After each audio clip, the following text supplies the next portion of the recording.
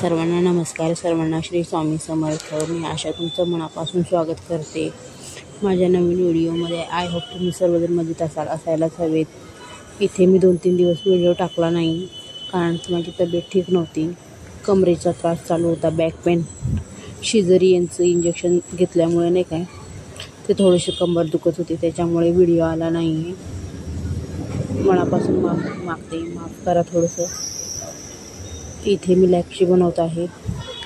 हा व्हिडिओ गुरुवारचा आहे. व्हिडिओ वगैरे सर्व होते 2-3 दिवसाचे, पण एडिटिंग करायला वेळ भेटला नाही. वेळ भेटला म्हणण्यापेक्षा तब्येत पण ठीक नव्हती आणि भरपूर पाऊस चालू होता, त्याच्यामुळं मी व्हिडिओ टाकलाच नाही. इथे लॅप्सीसाठी मी एका साईडला गरम पाणी करायला ठेवलेलं आहे आणि कुकरमध्येच डायरेक्ट लॅप्सीचा रवा भाजून घेत आहे. एक वाटीभर लॅप्सीचा रवा भाजून घेत आहे. त्याच्यामध्ये 2-3 चमचे तूप टाकलेलं आहे. हे माझ्याकडे घरचं फ्रेश तूप आहे. तूप कढवून ठेवलं होतं.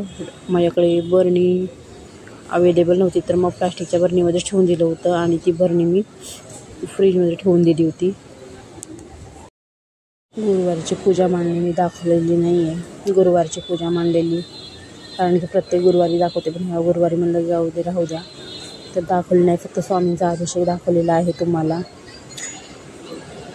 इथे माझा लॅप्सीचा रवा जवळपास भाजत आलेला आहे. त्याच्यामध्येच मी डायरेक्ट पाणी टाकणार आहे आणि शिट्या लावून घेणार आहे 4-5.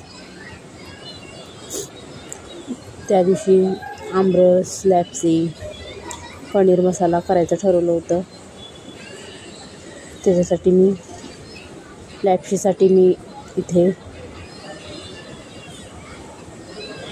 5 ते 6 काजू, बदाम कट करून घेत आहे.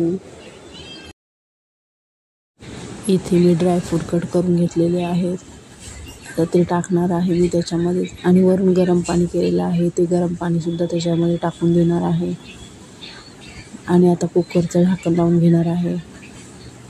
थोडंसं किंचित मीठ टाकणार आहे.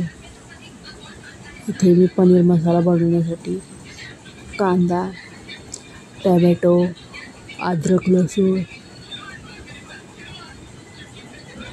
सर्व भाजून घेणार आहे थोडंसं. आणि काजू भिजत घातलेले आहेत, ते काजूसुद्धा मी त्याच्यामध्येच टाकणार आहे आणि त्याची ग्रेव्ही बनवणार आहे दाटसर.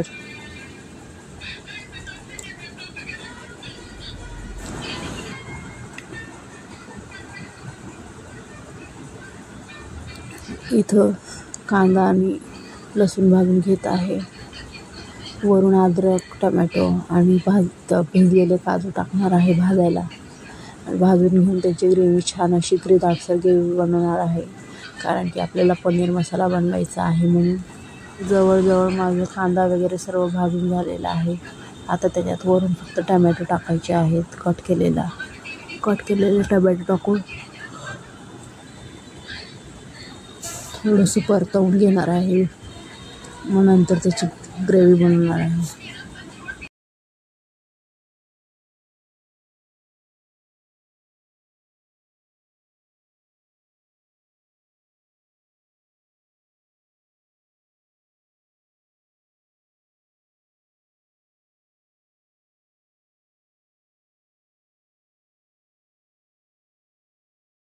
मसाला भाजून घेतलेल्याच कढईमध्ये मी फोडणी देणार आहे भाजीला. इथं मी भाजीला फोडणी दिलेली आहे. आणि इथं आमच्या 3-4 दिवसापलीकडे आमच्या इकडं वादळ वगैरे आलं होतं, होल्डिंग वगैरे पडले होते आणि चौकामध्ये भरपूर अशा गाड्यांची वगैरे नुकसान झाली होती. परत आमच्या इथे पण वरून बिल्डिंगवरून कुंड्या वगैरे पडल्या होत्या, म्हणून रूम मालकाने सर्वांना कुंड्या त्या खाली ठेवायला सांगितल्या होत्या. आम्ही देखील खाली ठेवलं. स्वतःचं घर असल्यावर असं नसतं. घरामध्ये आपण कसाही वापर करू शकतो, पण रूम मालकाच्या इथे जे म्हणतील ते तसं वागावं लागतं. आणि कुंड्या काढल्यामुळे दरवाजात समोर काहीच ओसाड दिसत आहे, व्यवस्थित दिसत नाही आहे. सर्व ओसाड झालेला आहे. हिरवं पाहण्याची सवय आहे डोळ्यांना सकाळी उठल्या. आता हिरवं दिसत नाही आहे. दरवाजावर उठल्या ऊन वगैरे दिसतं जास्त. रिकामं झालेलं आहे समोर. आणि समोर रिकामा झालेले बघायची सवय नाही आहे. नेहमी डोळ्यांना हिरवं बघायची सवय असल्यामुळे.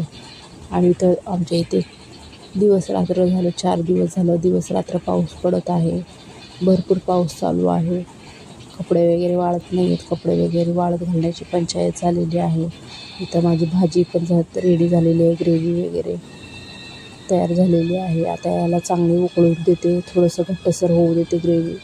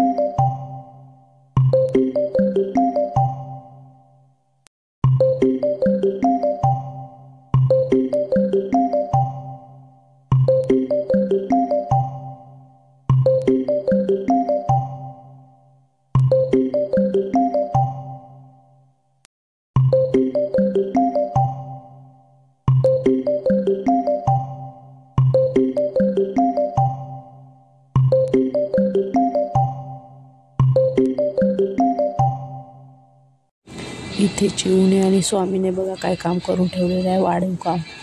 सर्व पीठ सांडून घेतलेलं आहे अंगावर. कशी खेळत आहेत पीठ सांडून दोघं बहीण भाऊ बघा. वाढीव काम. एक काम आवरत तर का दुसरं काम करून ठेवलेलं आहे. दीदी पिठामध्ये बसलेत खेळत. ए दीदी त्यांना किती ओरडत होते तरी पण ते ऐकत नव्हते बहीण भाऊ.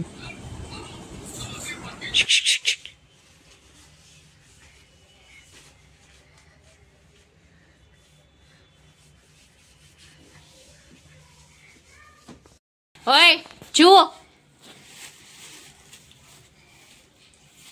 कोणी सांगितलं तुला हे करायला? दादा तू बघ.